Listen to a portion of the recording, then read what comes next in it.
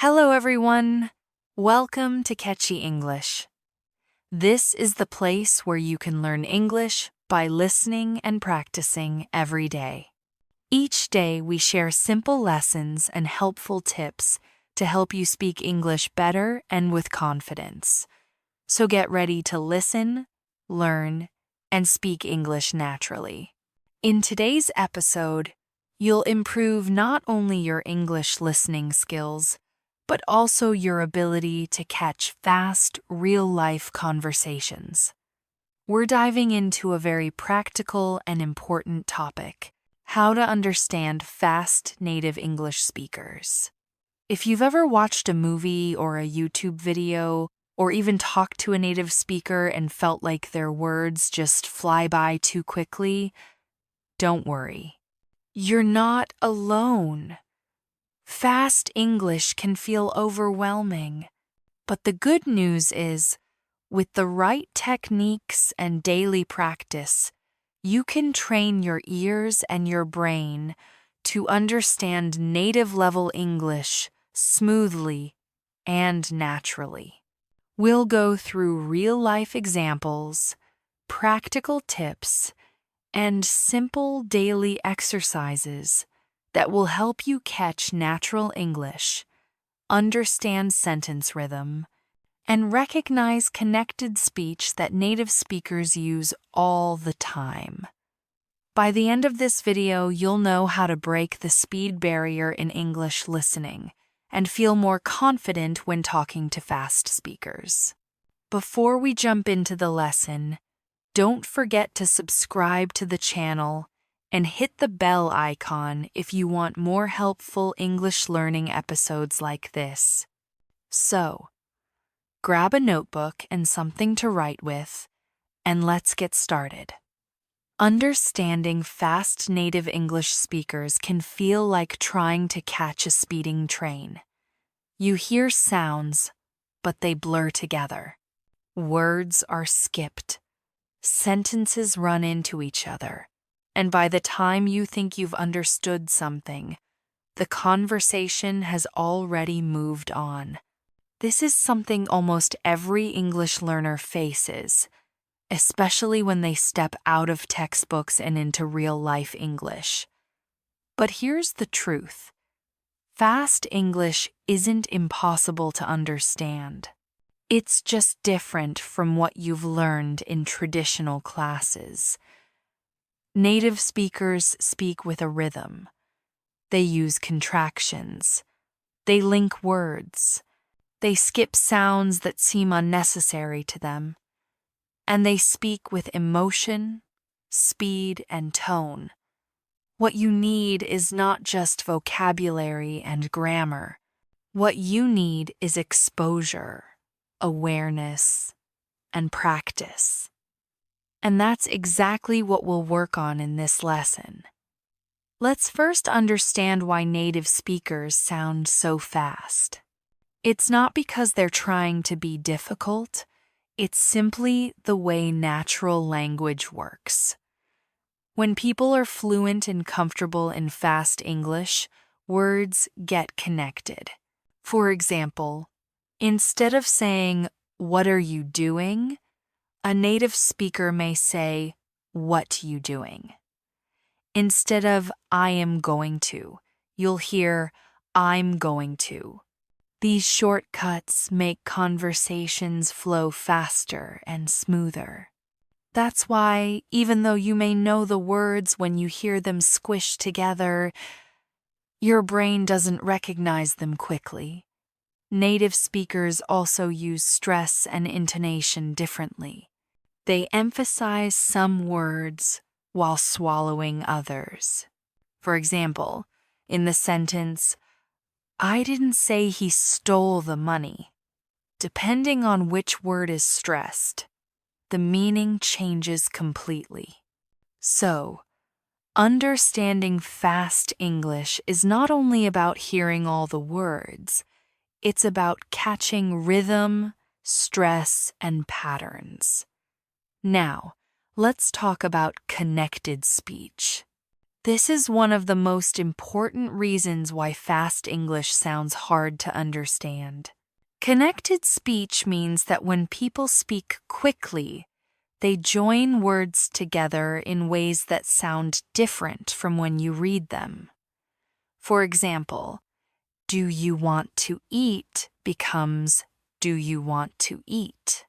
And could you help me out becomes could you help me out? The sounds blend. Sometimes letters are dropped like the T in want to, and sometimes new sounds appear between words like a Y sound or a soft chi. This is completely normal in native conversation. And the more you listen to it, the easier it becomes to recognize. Let's try a simple listening practice together. I'll say a sentence slowly first. Then naturally you try to hear the difference. First slow. Did you eat already? Now naturally. Did you eat already? Did you hear that change? Did you try repeating it after me? Did you eat already? Let's try another slow. What are you going to do now? Fast. What are you going to do? Try repeating it. What are you going to do? These may seem difficult at first, but repeating them daily helps your ears get used to natural patterns. Listening and repeating is one of the best ways to improve. You don't have to understand every word at first. Just start by recognizing the pattern. That alone will give your brain a huge head start in future conversations. Now, here's a helpful exercise you can do every evening. Take a short conversation clip from a movie, TV show, or a YouTube video. Listen to it once without subtitles. Try to catch the main idea. Then listen again with subtitles. Pause after every sentence. Repeat it out loud the way it sounds, not the way it's written. Try to copy the tone, the speed, and the emotion. This kind of shadowing practice is one of the most powerful tools to improve your listening and speaking at the same time. It trains your mouth to move like a native speaker and your brain to listen in real time. Remember, when you only read English, your eyes lead the way. But when you listen, your ears take control. So, give them the exercise they need. You can also start noticing common contractions and informal phrases. Instead of, I do not know, native speakers often say, I don't know. Instead of let me help you, they'll say, let me help you. These small changes add up to a big difference in how English sounds in real life. And here's something important. Don't worry if you can't understand everything right away. Even native speakers sometimes miss things when someone speaks too fast or unclearly. Your goal should be progress, not perfection. Every time you understand a new phrase, your brain builds stronger listening muscles. A great daily practice you can do is what I call the 1-minute rewind. Choose a 1-minute video in English, something with native speakers. Watch it without subtitles, then rewind and watch again. This time, focus on one sentence. Try to catch every word. If you miss something, rewind again. Pause after each sentence and repeat it out loud. The key here is to train your ears slowly. 1 minute a day may not sound like a lot, but if you do it every day, in 1 month, your ears will be stronger, your reactions will be quicker, and your understanding will be deeper. Now, let's talk about real-world English, the kind you hear in cafes, on the streets, in movies, or during conversations with native friends. This English is not always clean or formal. It's full of expressions, slang, and natural messiness. For example, you might hear someone say, "Let me grab a bite," instead of, "Let me get something to eat," or "I'm a head out," which means, "I'm going to leave now." These are everyday phrases that may not appear in textbooks, but they are used constantly in real life. And the more you get exposed to them, the better your understanding becomes. To train your brain for this kind of English, try watching shows or videos where real conversations happen. Choose content with subtitles first, then move to videos without subtitles. You can even try listening to podcasts or audio clips while doing daily chores like cooking or walking. Immersing yourself in real spoken English every day will slowly adjust your ear to the speed and rhythm of native speakers.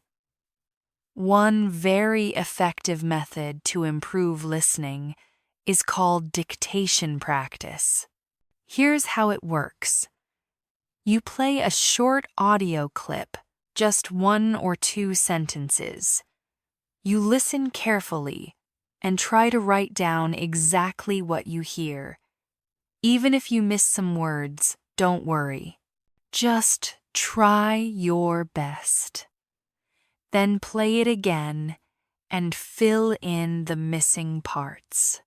Do this 2 or 3 times until you think your sentence is complete.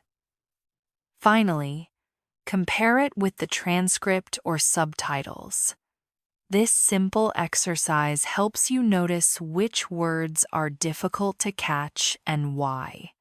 Maybe they're being connected. Maybe they're reduced.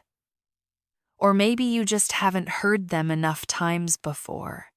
Dictation helps improve your concentration, memory, and spelling all at the same time.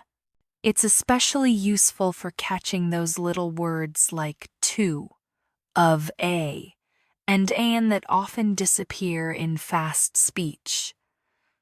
Let's try one short example now. I'll say a sentence quickly, and you try to write it down. Ready? I should have told you earlier. I'll repeat it. I should have told you earlier. Did you catch that?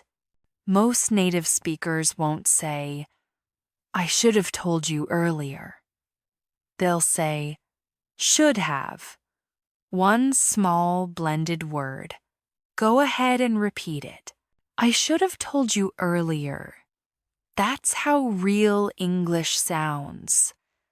The more you practice hearing and writing these sentences, the easier it becomes to follow fast conversations.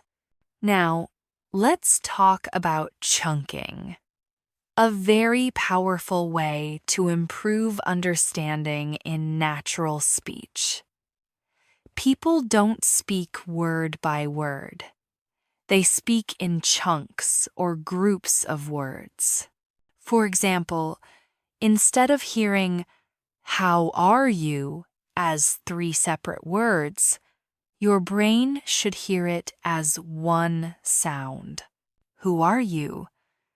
Instead of, do you want to go, it's heard as, do you want to go?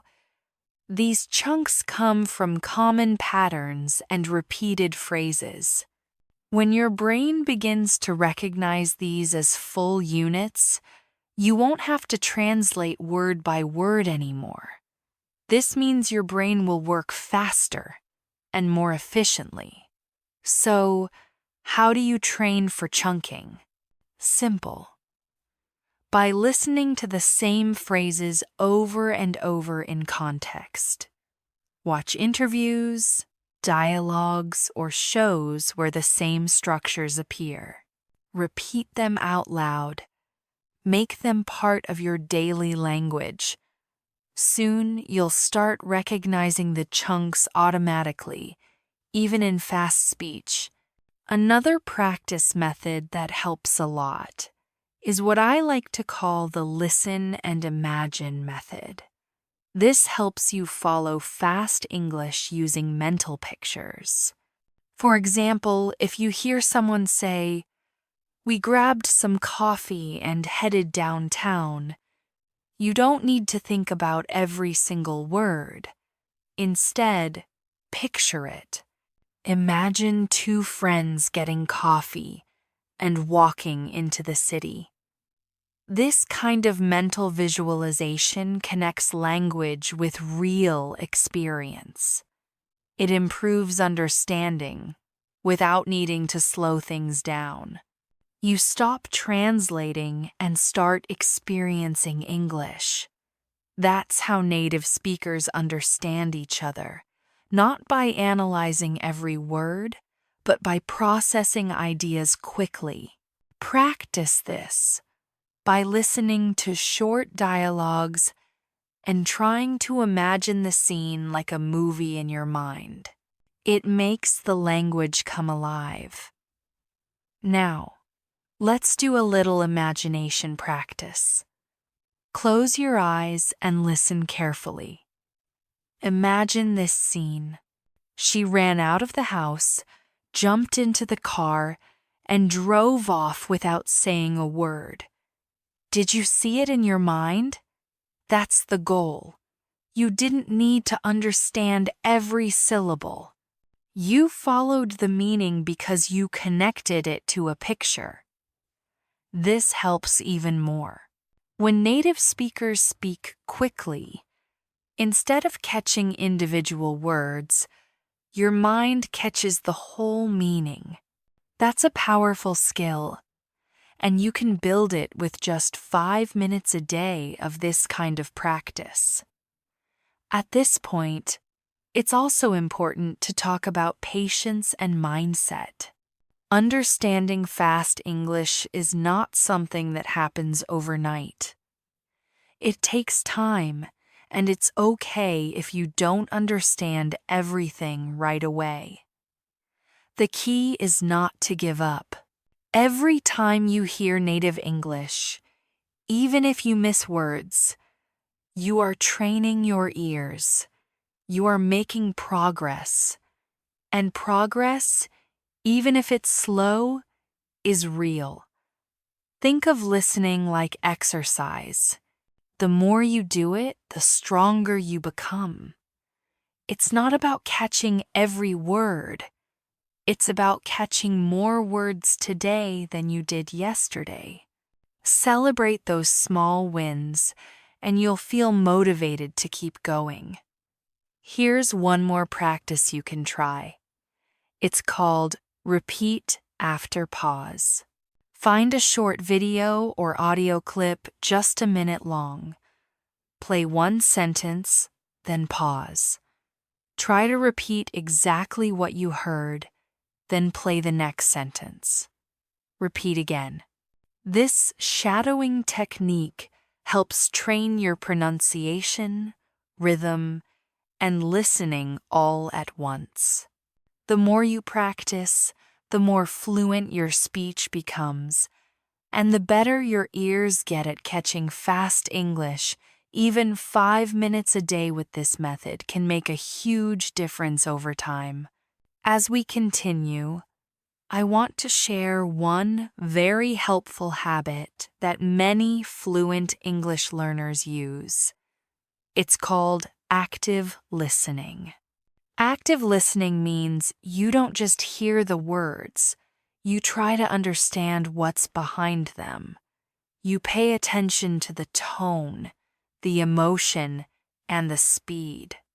Native speakers often speak quickly, but they also slow down or raise their voice when something is important. For example, if someone says, "I really don't want to go," the word really is stretched and emphasized. This is a clue. It tells you the speaker's feeling is strong. You don't need to understand every word to get the message. You just have to listen actively. Practice this by watching short dialogues and noticing how people express emotions with their voice. Soon you'll start catching meaning even when the language is fast. Another way to improve is by building your background knowledge. Let's say you're watching a video about shopping or travel or food. If you already know a little about the topic, it's much easier to follow along, even if the speaker is fast. Why? Because your brain already expects some of the vocabulary and structure. It can predict what's coming next. This is called context-based understanding. So, try to choose listening material related to topics you're familiar with. If you like cooking, watch cooking videos. If you love sports, listen to sports commentary. Your brain will fill in the blanks more easily when the subject is familiar. This builds both listening confidence and vocabulary at the same time. Let's do another small exercise to apply what we've learned. I'll describe a scene in fast but natural English. Try to catch the main idea and build a picture in your mind. Here we go. So, I was running late for work, spilled coffee on my shirt, missed the bus, and had to call a ride just to make it to the meeting. Now pause. What happened here? You might not have caught every word, but you probably understood that the speaker had a rushed and stressful morning. That's the goal. Focus on the meaning, not perfection. Real English is about understanding the message, not catching every syllable. Let's talk about pronunciation now, because this is a key to understanding native English. Native speakers connect words in ways that might feel strange to learners. For example, what do you want to eat becomes, what do you want to eat? Or did you see it becomes, do you see it? These connections are completely natural, but they make the sentence harder to understand if you're expecting perfect word separation. One way to get used to this is by practicing connected speech yourself. Try to repeat what you hear exactly how you hear it. Say going to instead of going to. Say wanna to instead of want to. This may feel informal, but it's how English is actually spoken. And understanding connected speech is one of the fastest ways to improve your listening. Another practice technique is the echo method. Play a sentence from a native speaker and then immediately try to repeat it with the same speed and rhythm like an echo. For example, if the sentence is, "I can't believe he said that," you repeat it right after with the same energy and pace. This helps your tongue and brain get used to how fast English feels. At first, you might miss words, but after a few tries, you'll notice improvement. This method not only helps you understand fast English, it also helps you speak more naturally. Now, let's touch on a big challenge: unfamiliar accents. Not all native English speakers sound the same. There are American, British, Australian, and many other accents. And even within those countries, there are different regional ways of speaking. For example, someone from New York may speak differently from someone in California. Someone from London may sound very different from someone in Scotland. So, how do you train for that? Expose yourself to as many accents as possible. Watch videos from different English-speaking countries. Listen to podcasts, interviews, or even songs with various accents. This helps your brain become flexible. It stops expecting just one correct way of speaking. And that flexibility will allow you to understand people, no matter where they're from. Here's a short scene using an informal American accent. "Hey man, I'm heading out soon. You coming or nah?" Notice the dropped G in heading and coming, and the use of casual phrases. These are very common in friendly conversations. Try repeating it a few times. "Hey man, I'm heading out soon. You coming or nah?" The more you listen and repeat, the more natural this kind of English becomes to you. Now, let's add a few tips for watching English movies or shows. First, don't worry if you don't understand everything. Start by watching with subtitles in English. Watch one scene, then replay it without subtitles, and see how much you can understand. Try pausing after each line and repeating it out loud.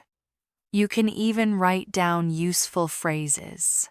For example, in a movie scene where someone says, "We've got to hurry, or we'll miss the train," you can note that "we've got to" is another way of saying "we have to." These small discoveries make you more comfortable with real English and help you build a stronger listening vocabulary. Next, let's look at how songs can help you. English music is a fantastic way to train your ears. Choose a song you like and look up the lyrics. Listen once without reading. Then listen again while reading the lyrics. Finally, try singing along. This method helps you get used to natural rhythm, intonation, and word linking. Many song lyrics use everyday language. For example, in the song, "I'm going to find another you," the phrase "gonna" is used instead of "going to." These details teach you how real people speak. And because music is fun and emotional, your brain remembers it more easily. Let's take one more practice paragraph together. I'll say it naturally and a little fast.